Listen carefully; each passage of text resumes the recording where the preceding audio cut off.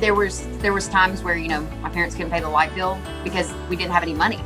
And I promised myself that no matter what I had to do, my children would never have to do that. My name is Brad, and you are watching the Millennials Guide to Real Estate. Today, I'm joined with Jessica Holmes. She was Rookie of the Year, Realtor of the Year, and 30 Under 30 Realtor.com for 2019.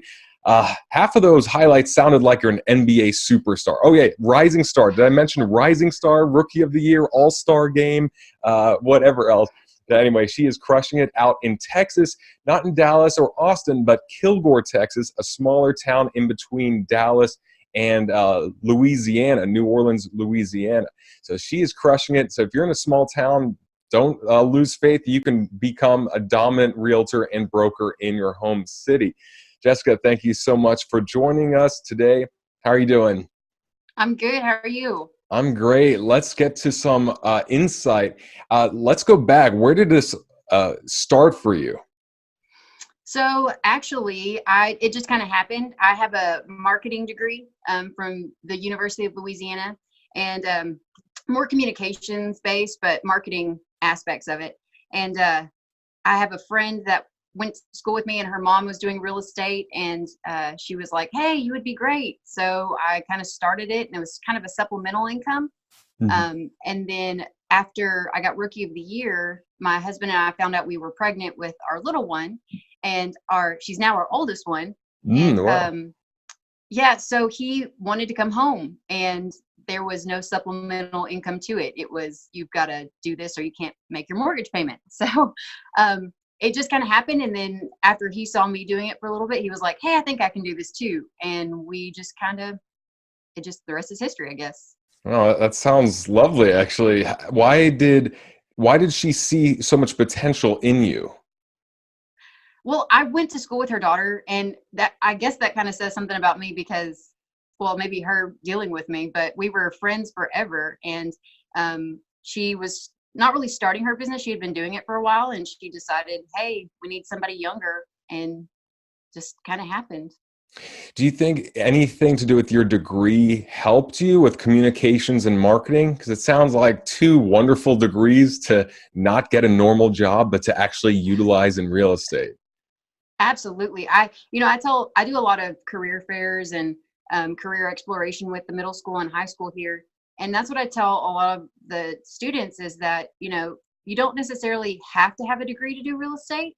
I can tell the caliber of agents that do have a degree, even if it's, a trade degree or associates or, even a bachelor's degree. I feel personally that I've benefited just from the experience I had at college and, kind of navigating through that. And I also tell students that you don't have to go and do one thing. If you don't know what you're going to do, get a business degree. Not that it's not specific, but it can help you in all aspects. Even if you decide to do later in life real estate or, some type of anything, you can do that with a business degree or communications or marketing degree. Well, for realtors that have already gotten their degree, maybe it's in something completely unrelated or they're not going to go to college. What are a few specifics that you learned from college that a realtor watching this could apply themselves? Maybe save them $50,000 or $100,000 in student loans. Right. Well, I think the thing that I got from college is experience. It was while I was in college, I was also working. A little bit about me. I worked at a bank when I very first started working at 18. And that was really good kind of a baseline foundation for me to make connections and learn, how the world works. That's not just high school. And then when I was at college, I worked at a cemetery. I know. Crazy. We got a lot of those here in But Florida too, by the way. yes, but it was so eye-opening. It was great, the connections I made, because I was also a part of their college level Rotary Club, Rotaract. And I think the biggest thing I got was just experience. And if you can't go to college, if you can't afford to go to college, all I can tell people is get a job somewhere. It doesn't matter. Find somebody that needs a free intern. And I know you've got to pay bills, but find somebody that's good at what they do and follow them and find out, make their connections. That would be my biggest, Yeah. word of advice. Yeah, I think internships, apprenticeships are really coming back now that there's so many mentors out there in every field that if you can just, either you skip college and you say, you know what, a 4-year mentorship and then zooming to the very top of that field after 4 years. I mean, you could spend the same amount on college just to start at the bottom with a degree than you could learning from the top agent and saying, you know what, I'll get a loan, or I'll have to work a night job or a part-time job, and this will be where I put all my effort. Because unlike college, the good thing is if you follow someone for 3 years, 4 years, that's at the absolute top, whether it's a realtor or if it's a lawyer or if it's a YouTuber or anyone. You have the connections, you have the trust, and you have real world experience. So any real world Mhm. experience is worth more than college. But of course, in college, you do learn not only things from professors, but life. You meet people that you may know for the rest of your life. So if you're in college, don't worry. But if you're not, there are other ways to get that experience as well. So you got Absolutely. in, and what happened that first year? Why was it so successful? Well, I think there were a lot of factors. It was 2012, 2013 when I really started. I moved back home. I jumped in. Like there was no kind of dabbling in the shallow end. It was like full on jump in the headboard, just going. Um, I've born and raised here in Kilgore. So I've been here my whole life except for when I went off to college. And there was a year there where me and my husband he was working at an oil field company and I worked at a CPA's office. So that was another bit of, information on tax that I kind of got to experience without having to actually be a CPA. I was a executive administrative assistant, so I got to see all that good stuff. But I just jumped in and I got involved with a ton of organizations and activities. My mother-in-law, who is she's very well connected in the community. It was one of those things. Hey, I don't know if you remember my daughter-in-law, but she does real estate now, so you should call her. So Okay, you definitely had a few advantages just being based in your hometown and not having to move to another city. But what was a disadvantage that you had, whether it's personality or just something that you had to learn extra hard, or took extra long to learn? absolutely it would be my age, because when I started, I was 23. I was this punk kid that, you know, came back from college and thought I knew everything. And that was the biggest hurdle to get over, was trying to show my value and I really didn't have a whole lot of value other than knowledge and experience. So I feel sorry for the first couple transactions that I had and my clients because I was navigating through it. But at the same time, I'm so thankful for them. And actually, it's so funny. The very first listing I had was a terrible house. I mean, you literally could fall through the floor. It was a $30,000 property. Nice. That guy that I sold it to, he still calls me. We have a house listed for him right now. He's an investor. And Mhm. that's what he keeps saying. He's like, I just knew there was something special about you. I just knew. And I was like, well, I'm glad that you took a chance on me, because if you wouldn't have, I don't know where I'd been. So Hey, that's awesome. You got to start somewhere. If you're a new realtor and you're young, let's say you're 21 years old, you don't have any advantages, what would you do to get started, just to get that first listing or that first buyer? so what I tell, because I guess I've had 5 new agents come on with me in the last couple years, whether it's been with, under me at a previous brokerage or now when I've had my own brokerage. I tell them, do anything you can do. It's going to be a lot of sleepless nights. It's going to be a lot of hard work. Take phone duty, and I don't know, a lot of offices don't offer that. We do, where people will call up signs. And then from there, you can teach them sales aspects like, hey, if this one's not for you, what are you working? What are you looking for? I also tell them the reason I feel that I was so successful, apart from connections with my mother, my in-laws. There's a lady and she works for me now. She has been in real estate for 35 years. So she knows everything about Kilgore, East Texas area, from residential development to commercial development to the way things used to be. And Mhm. I say, if somebody's willing to take the time and plug in with you and give you that experience, take advantage of it. Don't take advantage of it in a negative way, but Utilize it. obviously be thankful for them giving, because it's free for you, for them to mentor you, but at the same time, you're taking up their time, you're taking up their resources. So, I mean, at least be thankful and grateful that they'll give you that time.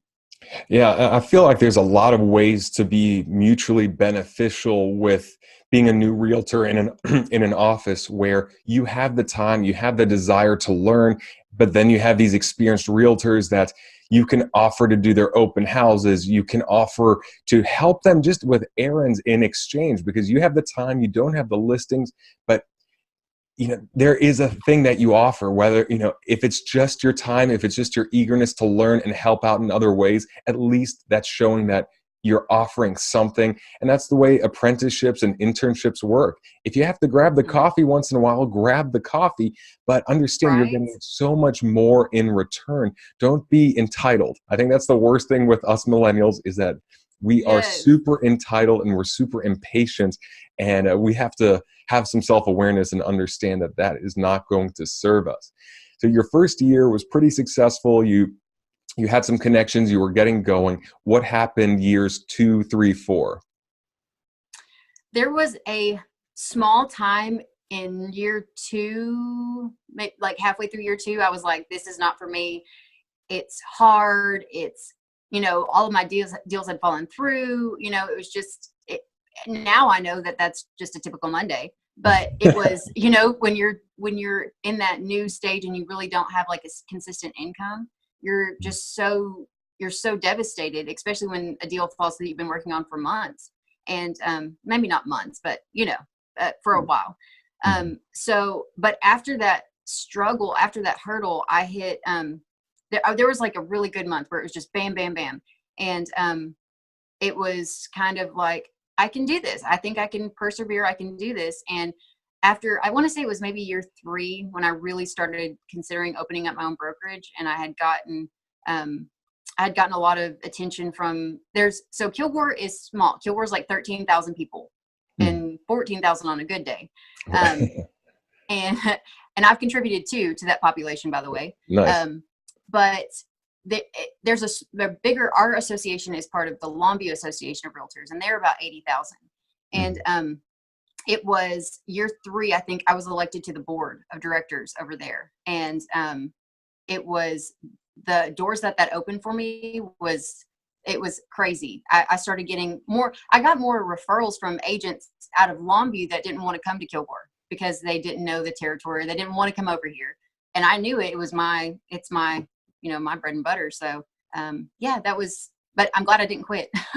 Yeah, I was going to say, because a lot of realtors that get in, their expectations are what they see on the TV shows, or at least they think, I can get in a month or 2. I got my first listing. I got a transaction closing. And now in 2019, it's very easy to get your license comparative to getting any other certification. You can literally do it in a couple weeks in a few states, and then maybe a few months in other states, but then you're set. And now you're starting from scratch. It doesn't really mean much. And the expectations are so high, but then it just sets up for this horrible disappointment. So what would you recommend for the first 90 days a new realtor does? Let's say they're not that familiar in the city. They just got their license. They don't know what broker to go with and why. What would you do starting again? Probably what I would do is first of all, you want to get plugged into a good brokerage. That number one, especially starting out. I remember when I started out, I didn't interview anywhere else. The broker that I had is who I started with and who I was with until I opened up my own company. Now, not to say that I wasn't approached by a ton of brokers, and I got to understand what they offered, and I'm trying to implement the key things that I liked about some brokerages and others. And I also, since then, I've had several of my friends that are either local or out of state that have reached out to me, and they're like, hey, I'm working on getting my real estate license. I've gotten 2 offers from these 2 companies. What do I go with? One's a 60-40 split, one's a 80-20, or one's a 70-30, whatever it is. I'm like, it doesn't matter what your commission split is starting out. Anything you make, I know you need to pay your bills, and I know you need to recoup your costs that it took for you to get into real estate, but guidance and experience, and them being able to take the time to answer your phone call and to tell you what you need to do. Because the 180 hours that it takes to be a real estate agent in Texas doesn't teach you anything compared to the first 6 months of you actually doing contracts and showing property and everything along those lines. So I would say, first, find a good broker, find a good brokerage that you can learn from, regardless of the commission split. I mean, that's all negotiable anyway. And then get plugged in. I cannot stress that enough. People think, oh, well, I can do it myself. I'm going to go out and market. You can't do it. You can't afford, unless you're doing this as a hobby, and that's a whole nother conversation. You have to be able to say, hey, pound the street, say, hey, I am here. I'm going to do real estate. Even if I don't have the experience, I've got the drive to do what needs to be done. So when you say get plugged in, what would your day or week look like as a new realtor without any actual leads? What kind of marketing, or are you waking up at a certain time and then you're doing a certain thing for a couple hours? Like, because it seems like there's a million different options or roads to go down, especially as a new realtor, before you know what really works for you and what doesn't. Where do you start after you have your broker? So it's funny because I've had several agents that have, worked with me, or I've worked with in the past, even if it's at a different brokerage. My number one, and I know this sounds so silly, my number one tip as a new realtor is get up. Like, you have to get up, because it's so appealing to say, hey, I've got my own work schedule. I can work whenever I want to. And that's great, but you don't make any money unless you close. So if you're not getting up and you're not getting dressed, if you're not, for women, putting on makeup, I mean, men, if you want to put it on too, that's fine. But if you're not getting up and going out in the right, gotta check my rules. Yeah. Getting out in the world and saying, hey, I'm here, I'm working. And if you're not visible, that's the number one thing too, is being visible. When I first started, my weeks consisted of getting up, going to do phone duty every day from 9 to 1 or from 1 to 5, whatever I could sign up for. I would go to the office and do that. While I was there, I would work on my Facebook page, because in 2012, 2013, that's when they not really started, but I felt like that's kind of where I started seeing a lot more, and maybe I was just more conscious of it, more business pages, and online marketing, Instagram, all that good stuff. And then I really got a lot of benefit out of joining, United Fund, which is United Way nationally. We would have weekly meetings there, which helped get me plugged into the 20 people that were in that group.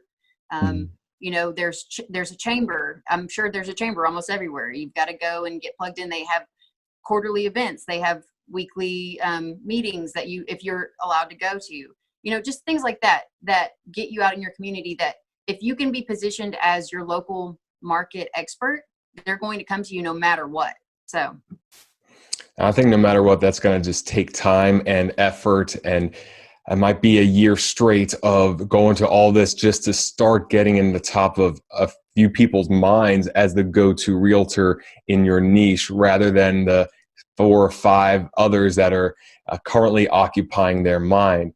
So let's jump into talking about your relationship, because now your husband is a realtor as well, and you work with him, correct? It's not like he's at a different office. Okay, you work with him, right, which makes sense.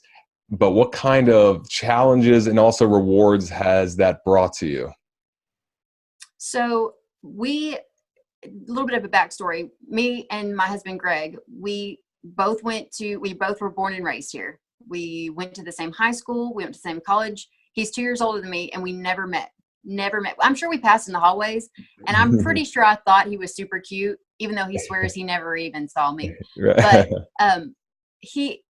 But we lived apart for so long when when we first got together. And then whenever he decided to move home, he was living in Corpus, which is like 8 hours away. And so when he decided to come home, we were together 24/7. We lived together, we worked together, we came home together, we did all of our activities together. I honestly love my husband is my best friend. We have a hard time stopping work when we get home, now that we have both of the kids, and actually I was with the last one, was born in February, I was in labor and I was on the phone with one of my clients, and we actually had one deal going on together, and he was like, hey, did you get the inspection ordered for that? And I was like, oh crap, I got a call. And so Oh my it's one of God. those, it's so rewarding, because when our company does good, because he's part owner in the company, when our company does good, it's something exciting, and and I'm so happy to share that with him. At the same time, now with us, we just opened up a Tyler branch, which is a bigger market, like 45 minutes outside where we are. He's always running, so he's back and forth between our two offices, and he's taking care of that. I can honestly say that I wouldn't do this if it wasn't for him, because I've gotten more of a specialty in listings and marketing online and taking care of compliance as far as the brokerage goes and taking on new agents. He is more of a buyer's agent, and that's what he loves to do. He loves going and showing and meeting new people, and I do too. It's just that's his thing. He loves doing that. So if you have that great dynamic with your spouse and you don't mind spending all day with them, this is an awesome opportunity for you. Awesome. So let's talk about balancing work and life, because you have kids, you have your husband, you have a booming business that's growing. How do you balance everything? What are your boundaries? Are there apps or programs or assistants, or what are you using so you're not going insane?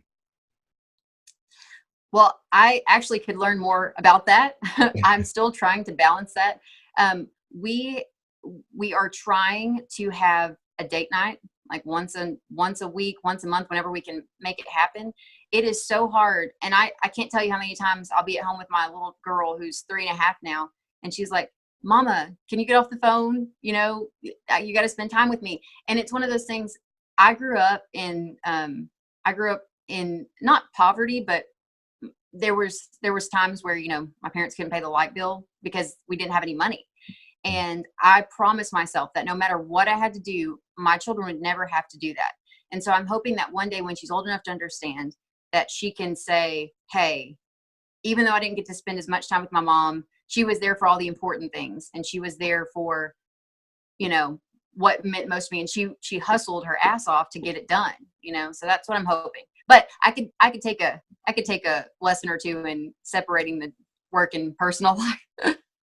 Well, it sounds nice, because it's, when you have that experience as a kid, that's usually what really fuels the fire for you as an adult. And some of the most inspirational and best stories are from people that as children, they didn't have everything they wanted, or there was some sort of horrible trauma or abuse or something where it lit a fire, and instead of just meandering through and giving average effort, they go all out. They dedicate everything so that they'll never be in that situation again, or that their kids will never be like that. So kudos to you. And I'm sure when your kids are old enough, they'll appreciate the reason why you're hustling so hard, even if now they don't exactly understand it.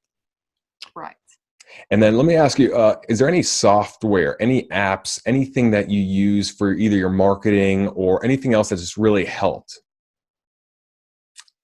As far as, I really don't have one piece of software that just absolutely blows my mind. And I always try to navigate, and I'm 29, but I still have that. And especially probably because my first broker was so paper driven, everything had to be on paper. It's funny you say that, because when I first started, DocuSign didn't exist or was not in our area. And when I got a hold of DocuSign, because I had gone to some kind of technology fair or something, I was like, y'all, we can actually have them sign electronically. How crazy is this? And both of my mentors, my broker, they're like, that's never going to take off. They like to come in and see you. They want to come in and sign. And now here we are in 2019, and probably 70% of my transactions are all DocuSign. But maybe DocuSign has been a game changer for me, because I've got a lot of out of town clients. I've got a lot of, in East Texas where we are, we're very oil field based. most of the guys, and my husband was one of them too, they can't make the kind of money to support their families here, because it's just, unless you're in banking or unless you're, in education or something like that, you cannot afford to make the same pay that you can in West Texas or South Texas. So a lot of these guys are going to West Texas and South Texas and Louisiana and traveling, and you have to have their signature. So DocuSign is a great way to utilize that. Or even the free software that we have as a Texas Realtor is the ZipLogix, the e-sign that way. So either way, I mean, you can pay to have the DocuSign or, have the free association tool. Awesome. So look, you've had a lot of success so far. If you had to go back to year one, what mistake would you hope to avoid, or what would you do a bit different just to get at this point a bit earlier? I think I would probably, because when I started, it was a supplemental income. That's what it was. And even though I was still diving in head first, I felt like I still had some reservations, saying, it's still kind of, as a wife, especially in the South, and I'm not saying that's everywhere. I'm just saying generally the culture is down here. The husband's the breadwinner and the wife either has supplemental income or she stays at home. And there's nothing wrong with that.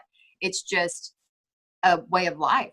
And so I think if I would have done it differently, I probably would have said, hey, I'm going to make this my career. I'm going to do it to the fullest extent.